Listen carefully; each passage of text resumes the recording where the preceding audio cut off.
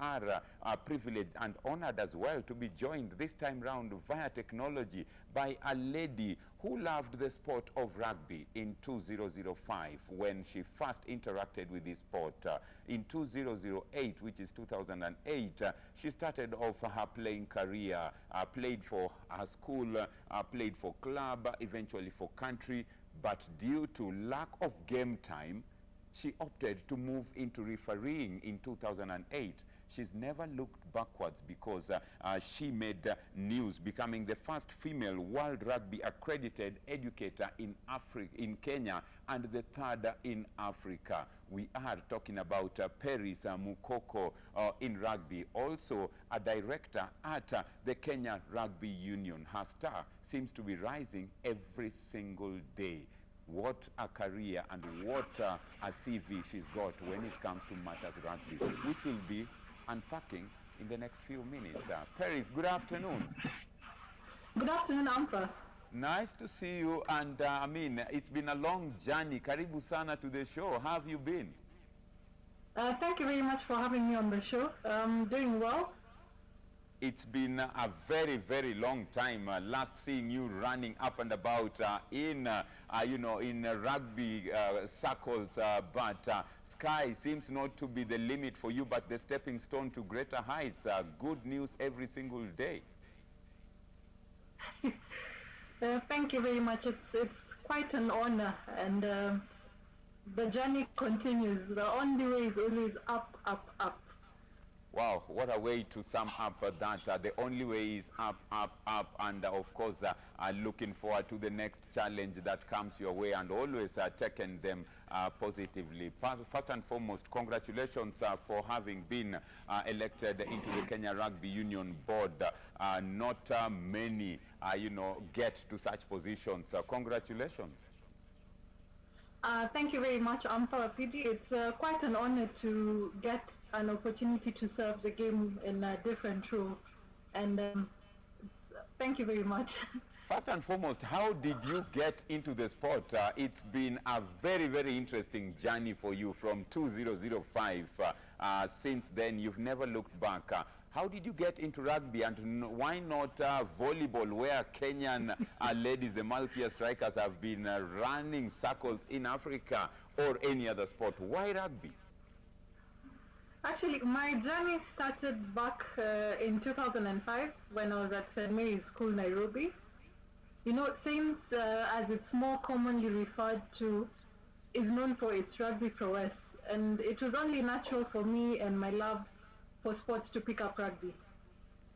So a group of girls and I came together to form a team in 2005 at that time, and we received tremendous support from the players and the coaches. The coaches at that time was, of course, the teacher, who was Mr. Sang, and the Paul Odera, who's currently the Kenya Simba's coach, and also an alumni of St. Mary's. And then in that same year, several of us played for one of the only two female rugby clubs in Kenya at that time, and I later got a call up to play for the national team against Uganda.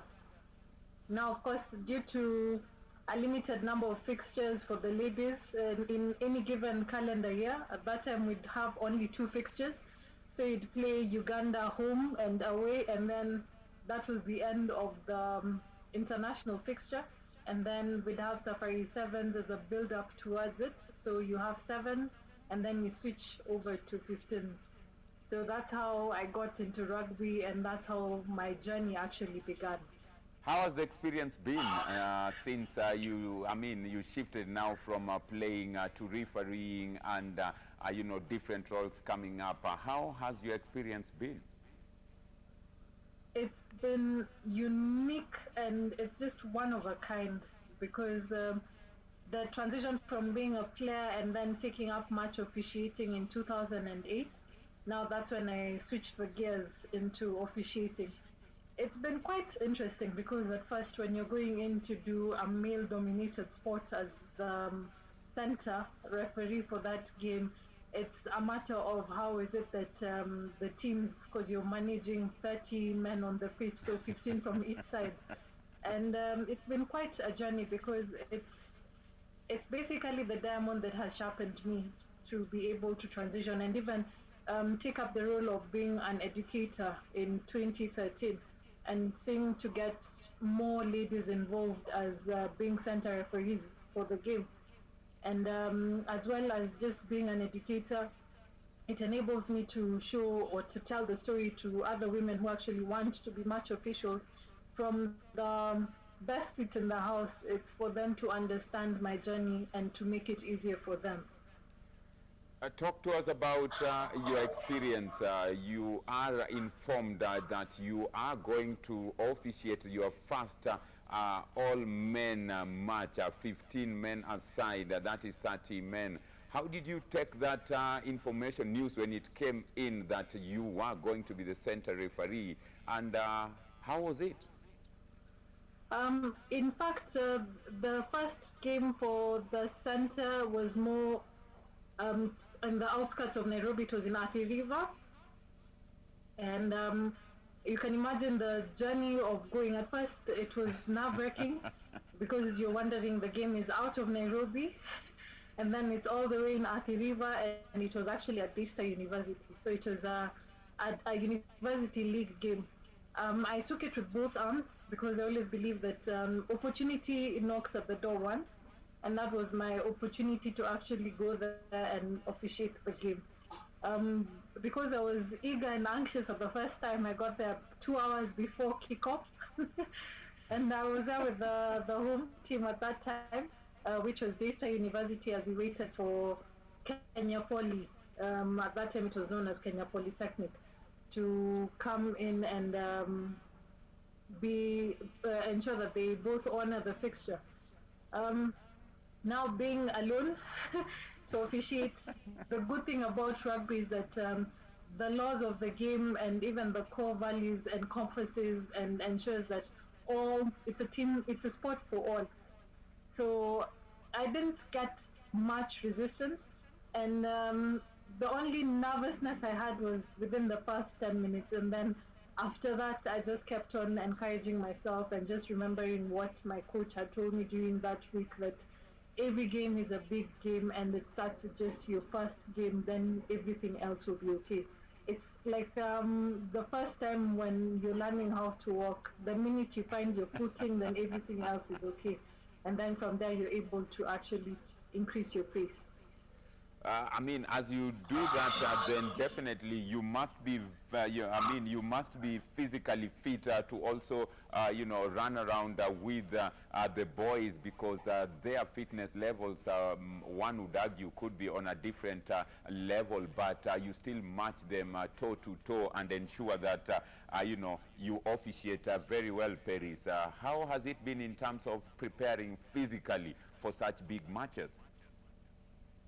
Of course, most of the fixtures that are in Kenya are usually for mostly men and even boys in schools. So I have to work twice as hard, not only physically but also mentally, and also ensure that I have the fortitude emotionally. So from just ensuring that you have to train twice as hard, because men are physically and naturally built to be faster than women.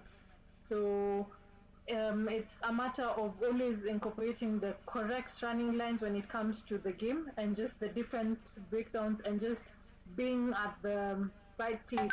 So whenever there's a breakdown, of course, your physical presence has to be there. And it is through the shuttle runs in which you do individually during training, and even through the assistance of some coaches. I was actually honored to have worked with one of the speedsters in Kenya known as Geoffrey Kimani, who was able to assure that I'm able to run from one side to another in the shortest time possible. Because you can imagine you have to do a 100-meter dash from one tribe box area to the other tribe box area, and you're chasing after a winger who is running at a speed kilometer of about 20 kilometers per hour. So you have to ensure that you are quick on your feet and able to use the shortest route possible to get to where the ball will be grounded. I mean, I don't envy you when you mention Geoffrey Kimani. I don't envy you at all, because I know how Jeff can take you through the process, and by the end of the day, you don't regret, because it actually comes to pay. Geoffrey believes that more pain, more gain. But it's what it is in rugby. I mean, you are the first accredited, educator in Kenya, and the third in Africa. How did you end up in such kind of, positions when not many women in the country are taking up sports leadership opportunities? At that time, I took it up in 2013. That's when I got officially accredited. And before then, my transition from being a player to a match official from 2005, and then you see my educator role in 2013. There was a coach known as John Kagagi, who was also a former referee.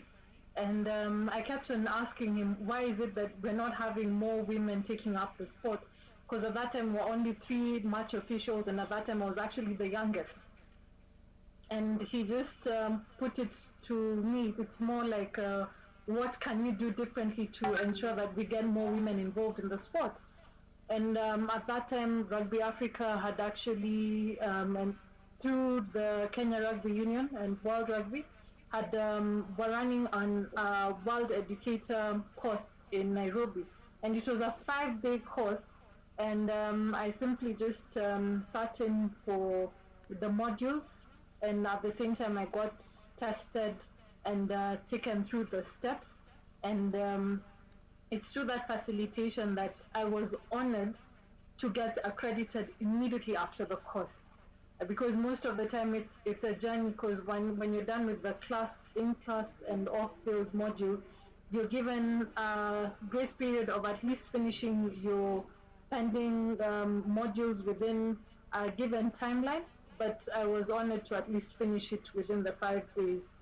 And it's through that of becoming a creator that is the only way we can actually be able to be in the first to ensure we get more women sitting in for the course. Because when I was getting my accreditation as a match official, it was facilitated by a gentleman. And when you are the one who's facilitating the course as a lady, and you see other ladies sitting in the classroom, you get encouraged, and it's that motivation that I wanted to just relay as a first point of interaction when I'm getting other women into the sport, and also for them to understand that it's a sport for all, both genders, regardless of your background, your religion, and even your age, that you can actually take up officiating. Now that you've mentioned women in leadership positions in Kenya, when you sit to talk to them, do you see many more women taking up leadership positions in the Kenya sporting arena? Pardon, Amta, I think I lost you a bit. Sorry, I'm saying now that you've mentioned women leadership in Kenyan sport, we've seen many sports and not as many ladies coming up for Kenya sports leadership positions. Do you think in the near future we will see many more coming up to take over the mantle in terms of leadership positions in Kenya sporting fraternities? Definitely, yes. It's like if you look at Liberia as an example, it actually has the first female chairperson of a rugby union. So it's a gradual trajectory that we're heading into, from just getting the right people to actually open the door first. The minute you knock at a door and it opens up, there is immense opportunity for women to take up leadership roles. It's not only in boardrooms, it's also in coaching, because if you look at rugby as an example in Kenya, we have a handful of women coaches who are taking up that mantle. We'll also get physiotherapists who will also take it up, and hopefully, who knows, maybe in the next Olympic year we'll have a full technical bench made up or comprising of women for the women's team that will actually be in the next Olympics. So it's a gradual projection that we're working towards, and definitely, yes, we will have more women taking up that role. Well, it is possible, it can be done, and as like Peris Mukoko puts it, I mean, she is very optimistic that very soon we will see more leadership, you know, going to the women in terms of taking up positions, not just leadership, but in terms of physios, technical departments as such. Peris, you are a rugby educator, you know, in Kenya and of course in Africa as well. What does a rugby educator's role entail, and I mean, how does it benefit us as a country now that you are an educator in Kenya and of course the third in Africa? I am a match official educator. What this means is that I am accredited to train and educate existing and aspiring referees on the laws of the game, to sharpen their understanding and improve their application of the laws.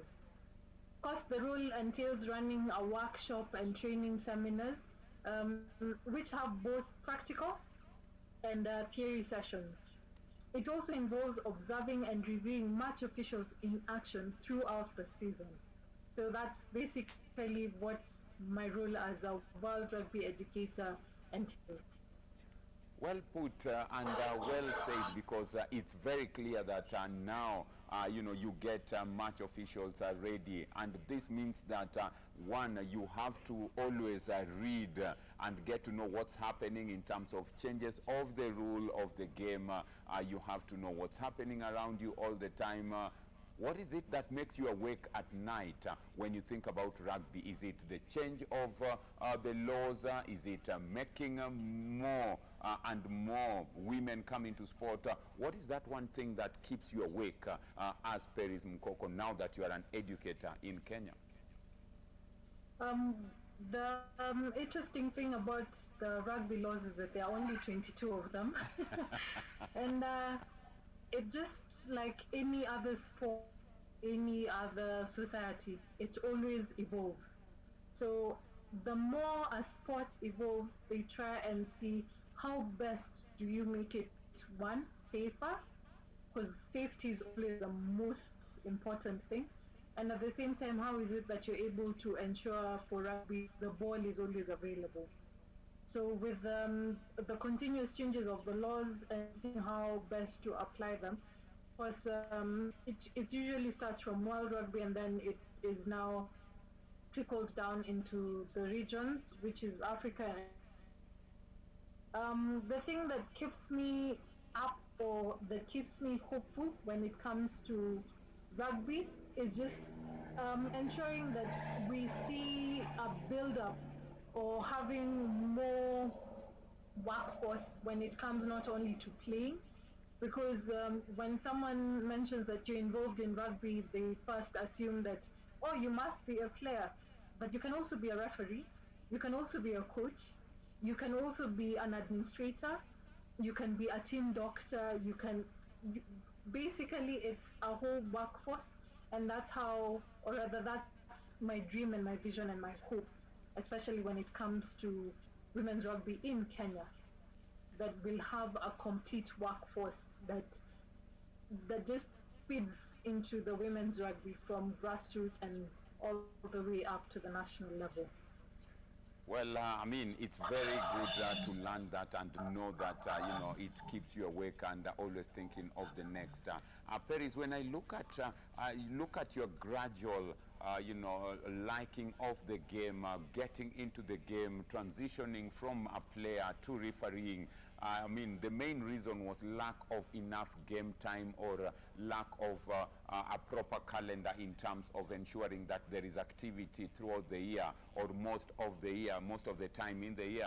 Now that you are a member of the Kenya Rugby Union board and also a member of the Women's League Committee, what are you doing to ensure that many other players currently do not fall into the same, the same scenario that you fell in terms of ensuring that there is continuity and they are kept busy throughout the calendar season? The good thing is that we have now Kenya Rugby Union Board. It's good to interact with the different like minds who love the sport and always want to see it grow. So it's through this interaction and through even the office itself, the Kenya Rugby Administration Office, that they're able to work hand in hand, because one thing that you'll actually notice is that we no longer have two rugby clubs for women. It's actually grown to an increase of up to about 8 clubs in Kenya. That we even have a league fixture, which is a women's. So it's more of a festival, and it cuts across 3 counties. So you find there are about 3 of the league fixtures that happen in Nairobi, then 2 happen in Nakuru, and then from there it circles back. And you'll even find that if you go to Western Kenya, like the likes of Mateo Mwenisi is doing a tremendous job. Well, I get that. Very well, Peris. I mean, you look at black.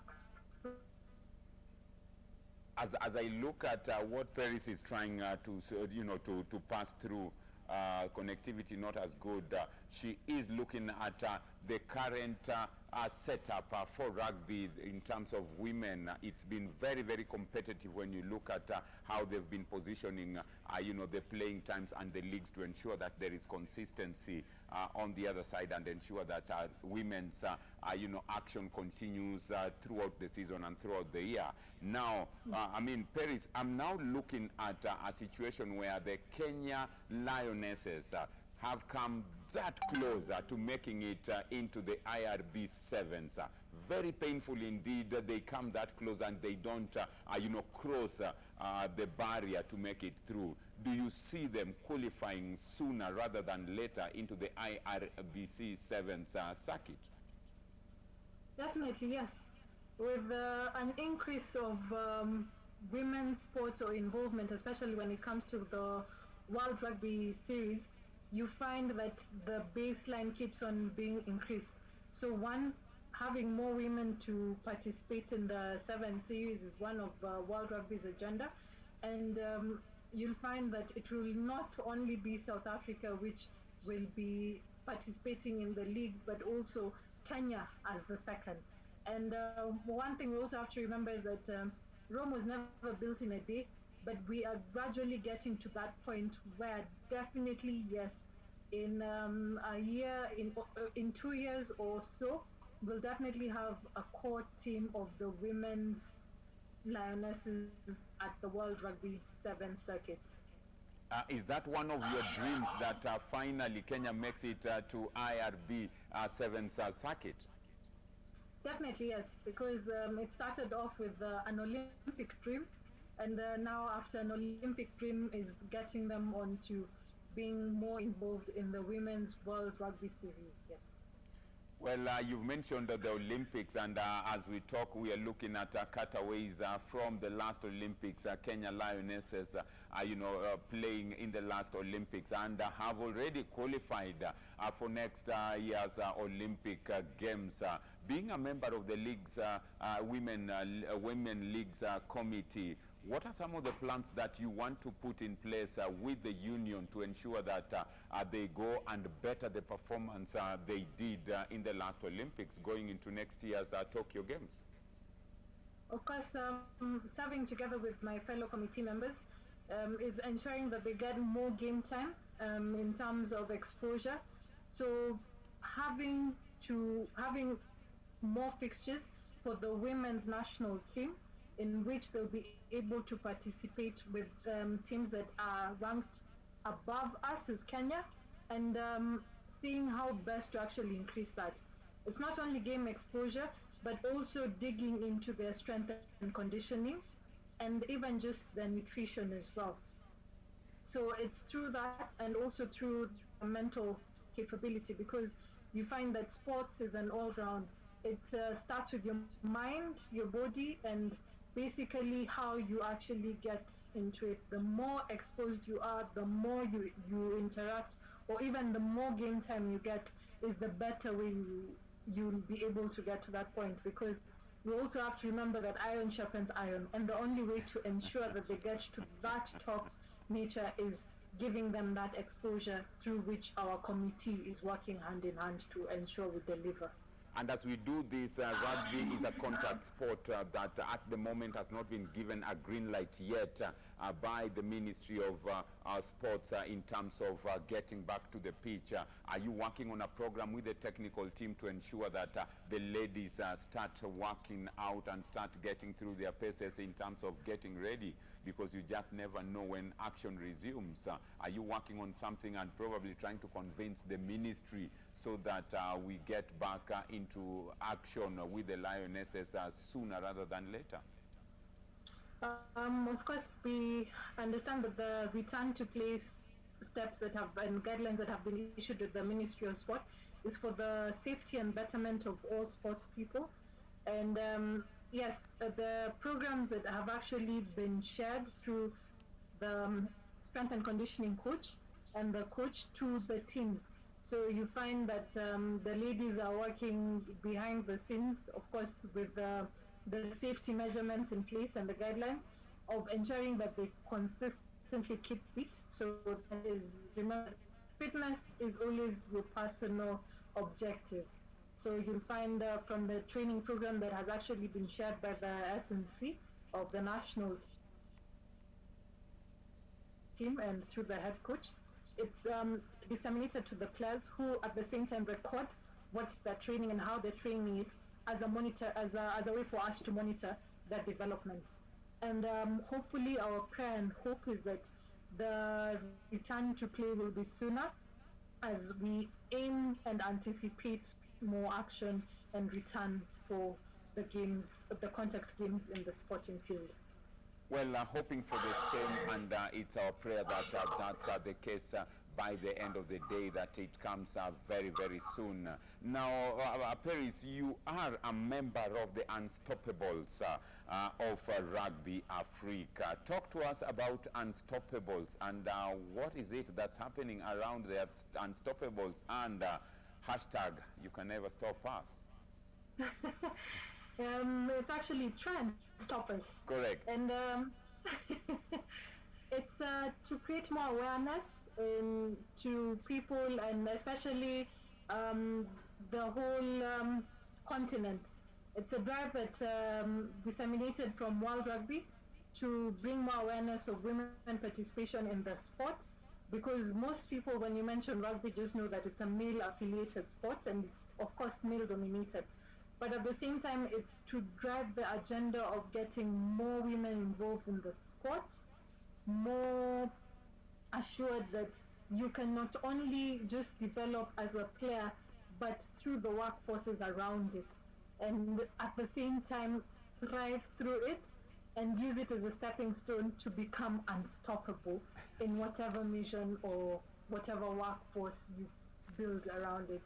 And of course, the reason why Rugby Africa decided to run this campaign this year is to also increase the percentage, because you find that we have about, initially, if you look back in 2006, we had a 23% women participation in the sport.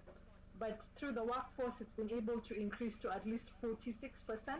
So you can see the growth in which we are trying to attain, and ensure that we don't only have workforce and the players, but at the same time have a core workforce which is female dominated, from the Unstoppable movement, and also just looking at the administration aspect of the sport. So you have the players, the technical bench, the match officials, the doctors, the administration, and seeing how best to become unstoppable. Well, I mean, it's a very good and valid, statement, the Unstoppables, and just to have you looking at, Rugby Africa and the officials or the members, Very proud to have seen Peris Mukoko from Kenya, also a member of this. You are looking at making it, through to the ranks of Africa. What are your roles, or what are you doing to ensure that, very soon it's not just Peris Mukoko from Kenya, but we have many more Perises joining to be a member of the Unstoppables? It's at least trying to see how well this campaign would run all the way till December. Of course, we would want to see rugby incorporated in the learning curriculum of schools, because it's the only way through grassroots level that we're able to get a feeder system of women and girls taking up the sport. And at the same time, it's just using the different avenues to ensure that people understand that rugby is, like myself, I take it as a hobby in which it has been able to build up connections. It has been able to actually just build me in a different manner for me to be able to get into different avenues. If you asked me 10 years ago, where do I see myself in this sport?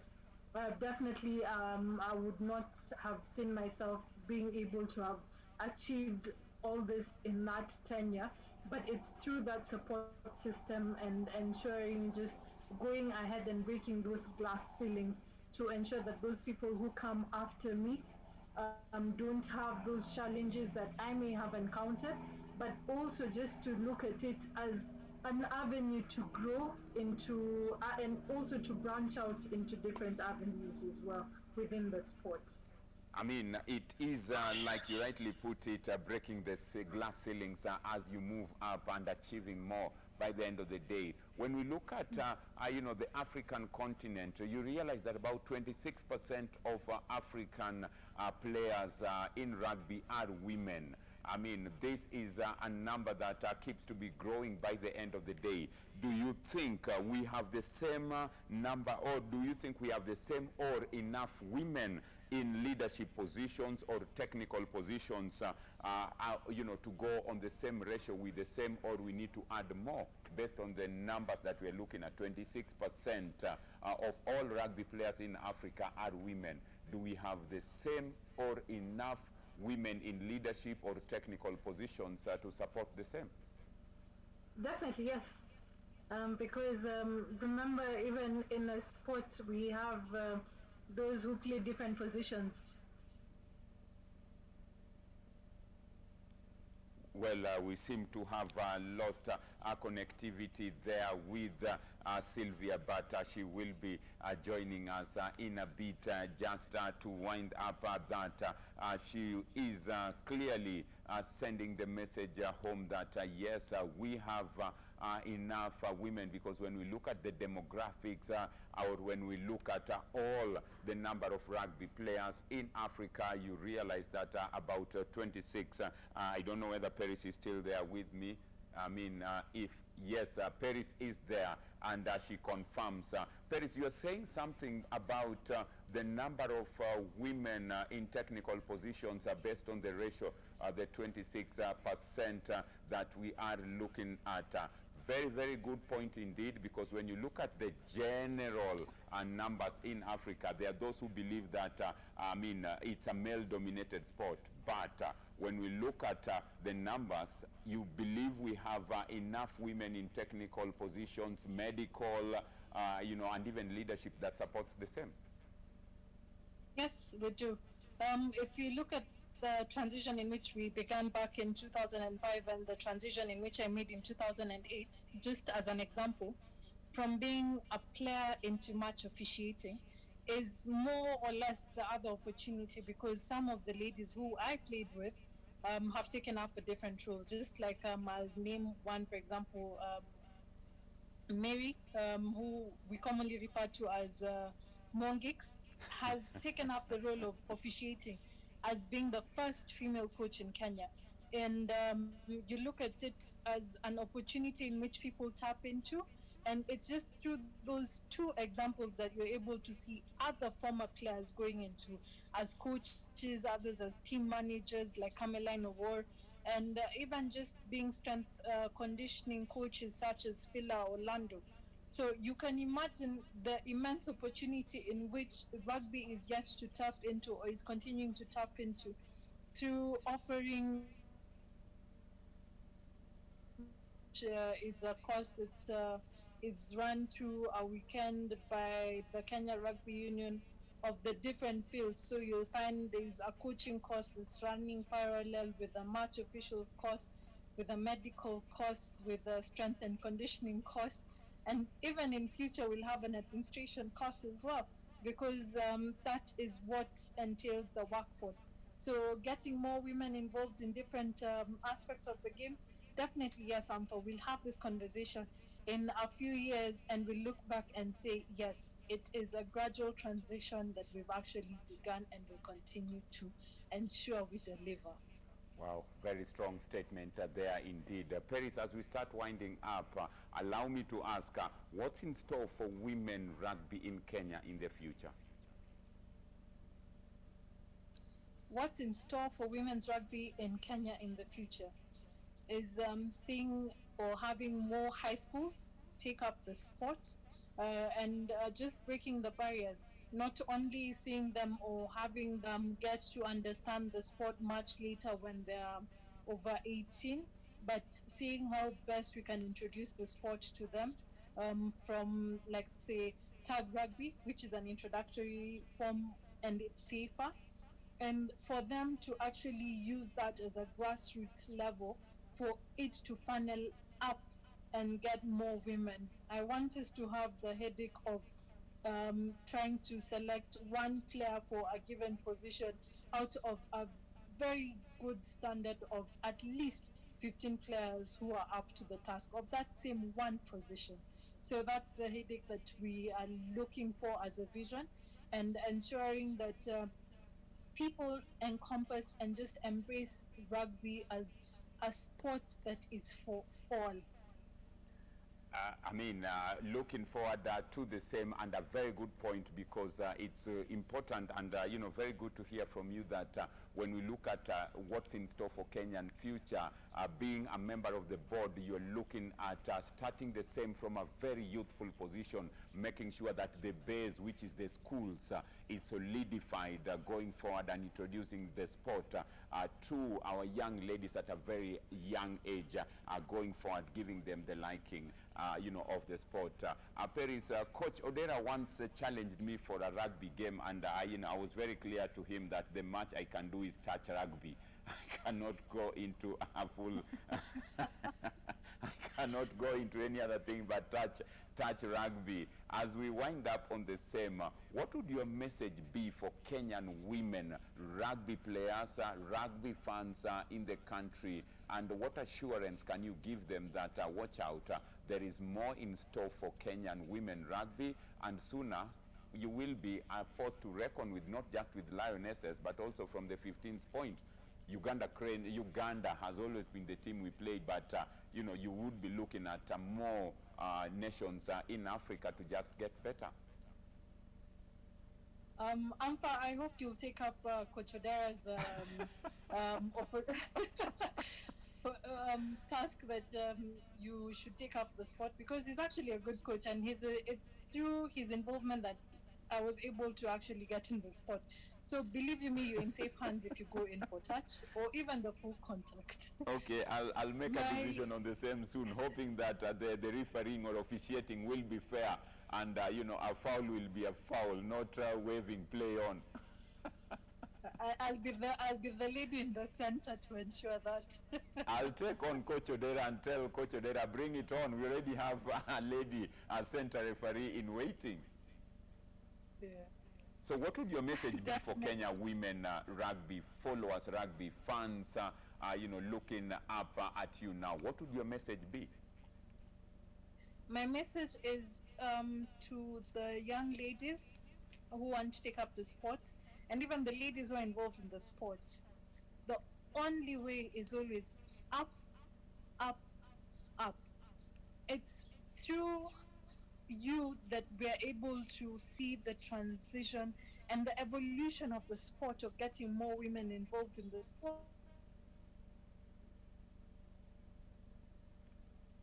festivals Yes.